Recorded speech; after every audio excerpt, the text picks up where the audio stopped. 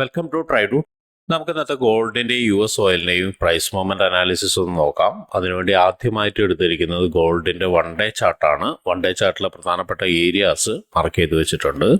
നോക്കിയാൽ കാണാം മാർക്കറ്റ് നിൽക്കുന്നത് വളരെ സ്ട്രോങ് ആയിട്ടുള്ള ഒരു റെസിസ്റ്റൻസ് ഏരിയയിലാണ്. ആ ഒരു റെസിസ്റ്റൻസ് ഏരിയയിൽ മാർക്കറ്റ് പലതവണ 2-3 തവണ വന്നിട്ടുണ്ട്. ഇപ്പോഴും മാർക്കറ്റ് അവിടേക്ക് തന്നെയാണ് അപ്രോച്ച് ചെയ്യുന്നത്. ഇന്ന് മാർക്കറ്റ് ഓപ്പൺ ചെയ്തതിന് ശേഷം ഒന്ന് താഴോട്ടേക്ക് ഇറങ്ങി സപ്പോർട്ട് എടുത്തിട്ട് ഇപ്പോൾ വീണ്ടും ഒന്ന് മുകളിലോട്ട് കയറുന്നുണ്ട്. ഒരുപക്ഷെ ഇന്ന് റെസിസ്റ്റൻസ് ഏരിയ ബ്രേക്ക് ചെയ്യുമോ അതോ മറ്റു കാര്യങ്ങളൊക്കെ മനസ്സിലാക്കാൻ വേണ്ടിയിട്ട് നമുക്ക് ചെറിയ ടൈം ഫ്രെയിമിലേക്ക് പോകേണ്ടതുണ്ട്. അതുപോലെ തന്നെ താഴോട്ടേക്ക് നോക്കുന്ന സമയത്ത് ഒരു സപ്പോർട്ട് ഏരിയയും കാണാം. ആ ഏരിയയിൽ നോക്കിയാൽ കാണാം മൾട്ടിപ്പിൾ ടൈം മാർക്കറ്റ് നിന്നിട്ടുണ്ട്, അതായത് റസ്റ്റ് ചെയ്തിട്ടുണ്ട്. ആ ഒരു ഏരിയനെ സപ്പോർട്ട് ഏരിയ ആയിട്ട് മാർക്ക് ചെയ്ത് വെച്ചിട്ടുണ്ട്. ഇത്രയാണ് 1 ഡേ ചാർട്ടിലെ പ്രധാനപ്പെട്ട ഏരിയാസ് മാർക്ക് ചെയ്യുന്നത്. ഇനി നമുക്ക് ഇന്നത്തെ പ്രധാനപ്പെട്ട ന്യൂസുകൾ എന്തെങ്കിലും ഉണ്ടോ എന്നുള്ളത് നോക്കാം. ഇന്ന് പ്രധാനപ്പെട്ട ന്യൂസുകളൊന്നും ഇല്ലാത്ത ദിവസമാണ്. എന്നിരുന്നാലും ഗോൾഡിനെ സംബന്ധിച്ചിടത്തോളം ന്യൂസ് ഉണ്ടാവണമെന്ന് നിർബന്ധമൊന്നുമില്ല. ന്യൂസ് ഇല്ലെങ്കിൽ പോലും ഗോൾഡ് നല്ല മൂവ്മെന്റ് കിട്ടാൻ സാധ്യത ഉള്ളതാണ്. അപ്പോൾ അതുകൊണ്ട് തന്നെ പ്രൈസ് ആക്ഷനിലേക്ക് ഫോക്കസ് ചെയ്യുക. എന്നിട്ട് നല്ല ഓപ്പർച്യൂണിറ്റി വരുന്ന സമയത്ത് എടുക്കാൻ ശ്രമിക്കുക. ഇനി നമുക്ക് ചാർട്ടിലോട്ട് പോവാം. ചാർട്ടിലോട്ട് വരുന്ന സമയത്ത് 4 ഹവറിൽ നല്ലൊരു സപ്പോർട്ട് എടുത്തിട്ടുണ്ട്. ഒരിക്കൽ കാണാം ഈ ഒരു ഏരിയനെ ബ്രേക്ക് ചെയ്ത് വീണ്ടും താഴോട്ടേക്ക് ഇറങ്ങിക്കഴിഞ്ഞ് ഈ ഒരു ക്യാൻഡിൽ വളരെ സ്ട്രോങ് ആയിട്ടുള്ള ഒരു ക്യാൻഡിൽ ഏരിയയാണ്. നോക്കിയാൽ കാണാം അതൊരു വളരെ സ്ട്രോങ് ആയിട്ട് താഴോട്ടേക്ക് ഇറങ്ങി വന്ന ഒരു ക്യാൻഡിലാണ്.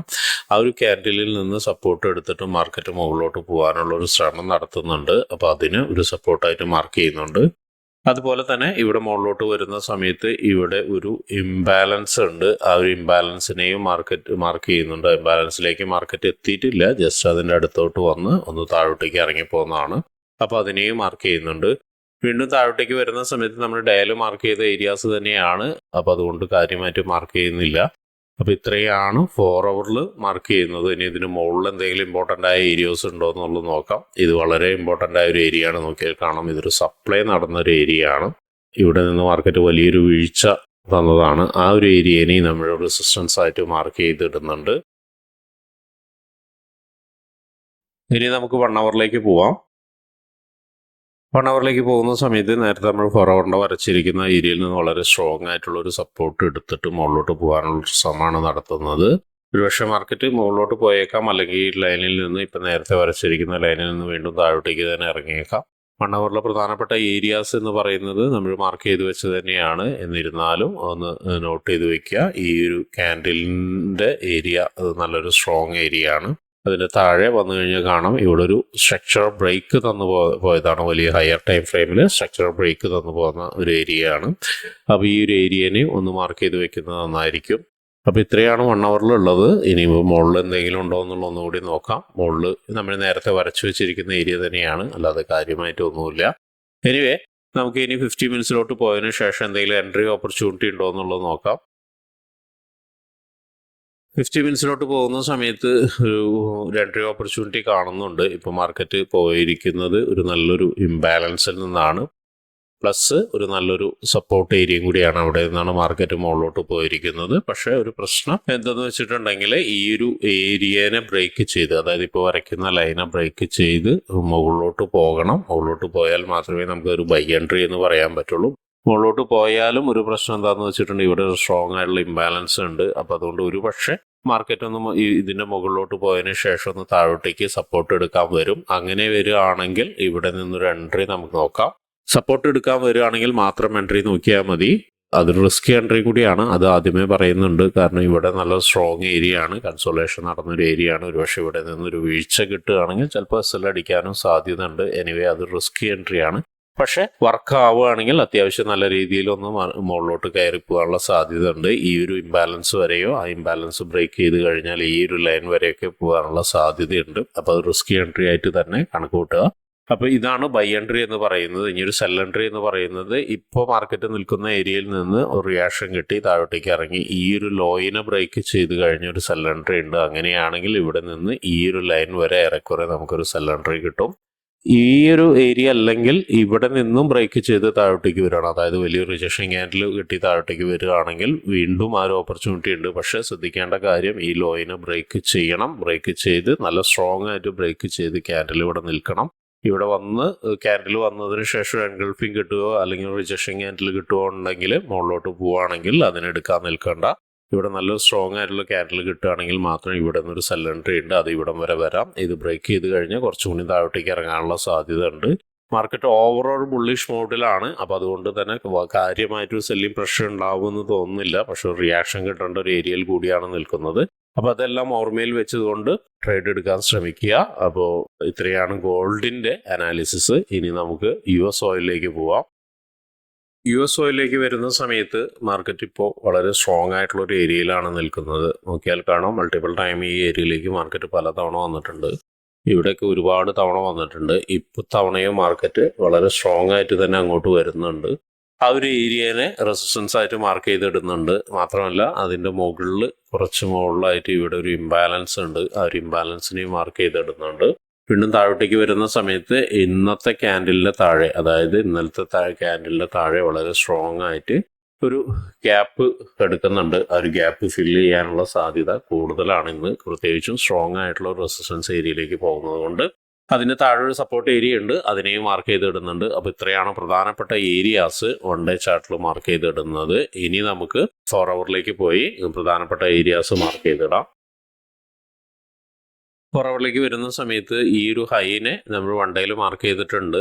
4 ഹവറിൽ വരുന്ന സമയത്ത് നമുക്ക് കൃത്യമായിട്ട് അത് മനസ്സിലാക്കാൻ വേണ്ടിയിട്ടാണ്. നോക്കിയാൽ കാണാം, ഇവിടെ നിന്നൊരു സപ്ലൈ നടന്നൊരു ഏരിയയാണ്. മാത്രമല്ല ഒരു സ്ട്രോങ് ആയിട്ടുള്ള ഒരു റെസിസ്റ്റൻസ് കൊടുത്ത ഏരിയ ആണ്. അപ്പോൾ ആ ഹൈനെ മാർക്ക് ചെയ്തിട്ടുണ്ട്. ഒരുപക്ഷെ ഈ ഒരു ഹൈനെ ബ്രേക്ക് ചെയ്തതിന് ശേഷം ഒരു റിയാക്ഷൻ കിട്ടാനുള്ള സാധ്യത കാണുന്നുണ്ട്. അപ്പോൾ അതുകൊണ്ടാണ് ആ ഒരു ഹൈനെ മാർക്ക് ചെയ്തിട്ടിരിക്കുന്നത്. മാത്രമല്ല ഇവിടെയും ഒരു ഹൈനെ മാർക്ക് ചെയ്തിട്ടിട്ടുണ്ട്. അത് ഒരു സപ്പോർട്ട് എടുക്കാൻ താഴോട്ടേക്ക് വരും എന്നുള്ള ഇതിലാണ് അവിടെ മാർക്ക് ചെയ്തിട്ടിരിക്കുന്നത്. എനിവേ അത്രയാണ് വൺ ഡേ ചാർട്ടിൽ 4 ഹവറിന് വേണ്ടിയിട്ട് മാർക്ക് ചെയ്തിട്ടിരിക്കുന്നത്. ഇനി താഴോട്ടേക്ക് വരുന്ന സമയത്ത് ഇവിടെ നോക്കിയാൽ കാണാം, ഇവിടെ ഒരു ഇംബാലൻസ് ഉണ്ടായിരുന്നു. ആ ഒരു ഇംബാലൻസിനെ മാർക്കറ്റ് എടുത്തിട്ട് മുകളിലോട്ട് പോയിട്ടുണ്ട്. പിന്നെ ഒരു വളരെ സ്ട്രോങ് ആയിട്ട് പുൾ ബാക്ക് എടുത്തിട്ട് ഈ ക്യാൻഡിൽ ആ ഒരു ലൈനിൻ്റെ മുകളിലാണ് നിൽക്കുന്നത്. അതായത് മാർക്കറ്റ് മുകളിലോട്ട് തന്നെയാണ് പോകുന്നതെന്നാണ് 4 ഹവറിൽ നിന്ന് നമുക്ക് മനസ്സിലാവുന്നത്. 4 ഹവറിൽ ഒരു പ്രധാനപ്പെട്ട ഏരിയ മാർക്ക് ചെയ്യുന്നത് ഇതാണ്. ഈ ഒരു ഏരിയനെ സപ്പോർട്ടായിട്ട് മാർക്ക് ചെയ്തിടുന്നുണ്ട്. മുകളിലെ റെസിസ്റ്റൻസ് ഒക്കെ നമ്മൾ ഓൾറെഡി മാർക്ക് ചെയ്തിട്ടുകൊണ്ട് വീണ്ടും ചെയ്യുന്നില്ല. അപ്പോൾ ഇത്രയാണ് 4 ഹവറിൽ മാർക്ക് ചെയ്യുന്നുള്ളത്. ഡയയിൽ നിന്ന് കാര്യമായിട്ട് മാറ്റമൊന്നും 4 ഹവറിൻ്റെ ഏരിയാസിനില്ല. അപ്പോൾ അതുകൊണ്ട് വീണ്ടും മാർക്ക് ചെയ്യുന്നില്ല. ഇനി നമുക്ക് 1 ഹവറിലേക്ക് പോവാം. 1 ഹവറിലേക്ക് പോകുന്ന സമയത്ത് മാർക്കറ്റ് ഇവിടെ നിന്ന് കുറച്ച് ചെറിയ രീതിയിലൊരു കൺസോൾട്ടേഷൻ കാണിക്കുന്നുണ്ട്. ഒരുപക്ഷെ മാർക്കറ്റ് ഒന്ന് താഴോട്ടേക്ക് ഇറങ്ങാനുള്ള സാധ്യത കാണുന്നുണ്ട്. അങ്ങനെയാണെങ്കിൽ ഇറങ്ങാൻ സാധ്യത ഉള്ള ഒരു ഏരിയ എന്ന് പറയുന്നത് ഈ ലൈനോ ഈ ലൈനിൻ്റെ താഴെയായിരിക്കും. അപ്പോൾ അതുകൊണ്ട് അതിനെ ഒരു ലൈനായിട്ട് മാർക്ക് ചെയ്തിടുന്നുണ്ട്. ഇവിടെ വന്ന് ഒരു നല്ല രീതിയിലൊരു പുൾ ബാക്ക് എടുത്തു കഴിഞ്ഞാൽ ഒരുപക്ഷെ ഈ ഒരു ഹൈനെ ബ്രേക്ക് ചെയ്ത് ഇപ്പോൾ ഈ കാണുന്ന റെഡ് ലൈനെയും ബ്രേക്ക് ചെയ്ത് ഒരുപക്ഷെ ഈ ഇംബാലൻസിലേക്ക് എത്താനുള്ള സാധ്യത കാണുന്നുണ്ട്. എനിവേ ഇതാണ് 1 ഹവറിൻ്റെ സാധ്യത കാണുന്നത്. ഈ 1 ഹവറിൽ താഴോട്ടേക്ക് വരുന്ന സമയത്ത് പ്രധാനപ്പെട്ട ഏരിയ നമ്മൾ മാർക്ക് ചെയ്തിട്ടതാണ്, ഹയർ ടൈം ഫ്രെയിമിൽ മാർക്ക് ചെയ്തിട്ടതാണ്. അപ്പോൾ അതുകൊണ്ട് വീണ്ടും മാർക്ക് ചെയ്തിടുന്നില്ല. അപ്പോൾ ഇത്രയാണ് 1 ഹവറിൽ മാർക്ക് ചെയ്തിടുന്നത്. ഇനി നമുക്ക് എൻട്രി സാധ്യതകൾ നോക്കാൻ വേണ്ടി 50 മിനിറ്റ്സിലോട്ട് പോവാം. 50 മിനിറ്റ്സിലോട്ട് പോകുന്ന സമയത്ത് നേരത്തെ വരച്ചിരിക്കുന്ന 1 ഹവറിൽ വരച്ചിരിക്കുന്ന ഒരു ഏരിയ കീ ഏരിയ ആയിട്ട് തന്നെ നിൽക്കുന്നുണ്ട്. മാത്രമല്ല ഇവിടെ നമുക്കൊരു സ്ട്രക്ചർ ബ്രേക്ക് തന്ന ഏരിയയാണ്. ആ ഒരു ഏരിയയിലേക്ക് മാർക്കറ്റ് അപ്രോച്ച് ചെയ്യുന്നുണ്ട്. റീടെസ്റ്റ് എടുത്തിട്ടില്ല. ഒരുപക്ഷെ ഇതിന് താഴോട്ടേക്ക് ഇറങ്ങി ഒരു റീടെസ്റ്റ് എടുക്കുകയാണ്, അല്ലെങ്കിൽ നല്ല റിജക്ഷൻ ക്യാൻഡിൽ കിട്ടുകയാണെങ്കിൽ ഇവിടേക്ക് വെയിറ്റ് ചെയ്യണമെന്നില്ല. റിജക്ഷൻ ക്യാൻഡിൽ കിട്ടി നല്ല സ്ട്രോങ് ആയിട്ട് കിട്ടണമെങ്കിൽ ഒരു എൻട്രി സാധ്യത ഇവിടുന്ന് ബൈ എൻട്രി ഉണ്ട്. ഒരു ബൈ എൻട്രി ഇതിൻ്റെ മുകളിൽ നിന്നായിരിക്കും മിക്കവാറും. താഴോട്ടേക്ക് ഇറങ്ങി ഒരു സപ്പോർട്ട് എടുക്കണം, അല്ലാതെ എടുക്കണം. അതിനുശേഷം വരുന്ന ഫസ്റ്റ് ടാർഗറ്റ് എന്ന് പറയുന്നത് ഈ ഒരു ഏരിയയിലേക്കാണ്. അവിടെ നിന്ന് വീണ്ടും നല്ലൊരു സ്ട്രോങ് ക്യാൻഡിൽ കിട്ടുകയാണ്. ഇതുപോലൊക്കെ ഒരു നല്ല സ്ട്രോങ് ക്യാൻഡിൽ കിട്ടി ബ്രേക്ക് ചെയ്യുകയാണെങ്കിൽ വീണ്ടും ഈ പറഞ്ഞ റെഡ് ലൈനിലേക്ക് വെക്കാം. റെഡ് ലൈനിൻ്റെ മുകളിൽ ഇംബാലൻസും ഉണ്ട്. ഇംബാലൻസിലേക്ക് പരമാവധി വെക്കാതിരിക്കുക. ഹയർ ടൈം ഫ്രെയിം ആണ്. കൃത്യമായി റെഡ് ലൈനിൽ വെച്ചിട്ട് അവിടുന്ന് ഇറങ്ങിപ്പോരുക. അത്രയാണ് ഒരു ബൈ എൻട്രി ചാൻസ് കിട്ടുന്നത്. ഇനി സെൽ എൻട്രി എന്ന് പറയുന്നത് തൽക്കാലം ഒന്നും നമുക്കിപ്പോൾ കാണാൻ കഴിയുന്നില്ല. എന്നിരുന്നാലും ഈ ഒരു ലൈൻ എന്ന് പറഞ്ഞാൽ നമ്മൾ നേരത്തെ മാർക്ക് ചെയ്തിരിക്കുന്ന ഒരു ഹൈഡ് ലൈനായിരുന്നു. ആ ലൈൻ ഒന്ന് ബ്രേക്ക് ചെയ്തിട്ട് നല്ല സ്ട്രോങ് ആയിട്ടൊരു റിയാക്ഷൻ ക്യാൻഡിൽ കിട്ടുകയാണെങ്കിൽ ഒരുപക്ഷെ ഈ ഒരു ഏരിയ വരാനുള്ള സാധ്യത ഉണ്ട്. അവിടെ വന്നു കഴിഞ്ഞതിന് ശേഷം ഒരു ബൈ എൻട്രിക്ക് വീണ്ടും സാധ്യത കാണുന്നുണ്ട്. എനിവേ അത് നോക്കി കണ്ടും തന്നെ ട്രേഡ് എടുക്കണം. ലൈവ് മാർക്കറ്റിൽ ഇരുന്നിട്ട് എങ്ങനെയാണ് മാർക്കറ്റ് ബിഹേവ് ചെയ്യുന്നത് എന്നുള്ള ബേസ് ചെയ്തിട്ടാണ് ട്രേഡ് എടുക്കണം. സെൽ എൻട്രി തൽക്കാലം ഇന്ന് ഒഴിവാക്കുന്നതായിരിക്കും നല്ലത്. അല്ലെങ്കിൽ അത്രയും നല്ല കൺഫർമേഷൻ കിട്ടുകയാണെങ്കിൽ മാത്രം എടുത്താൽ മതി. അല്ലെങ്കിൽ ക്വിക്ക് സ്കാൽപ്പിങ്ങിന് വേണ്ടിയിട്ട് സെൽ എൻട്രി ഉപയോഗിക്കുക. ചെറിയ ടൈം ഫ്രെയിമിലേക്ക് പോയിട്ട് അതിന് മുകളിൽ ഉപയോഗിക്കാതിരിക്കുക. അപ്പോൾ ഇത്രയാണ് ഇന്നത്തെ US ഓയിലിൻ്റെ അനാലിസിസ്. ഈ വീഡിയോ കാണുന്ന ആർക്കെങ്കിലും ഫോറക്സ് ട്രേഡിങ്ങിനെ കുറിച്ചിട്ട് ഫ്രീ ആയിട്ട് പഠിക്കാൻ താല്പര്യമുണ്ടെങ്കിൽ നിങ്ങൾക്ക് ട്രേഡ്ഔട്ടുമായിട്ട് ബന്ധപ്പെടാം.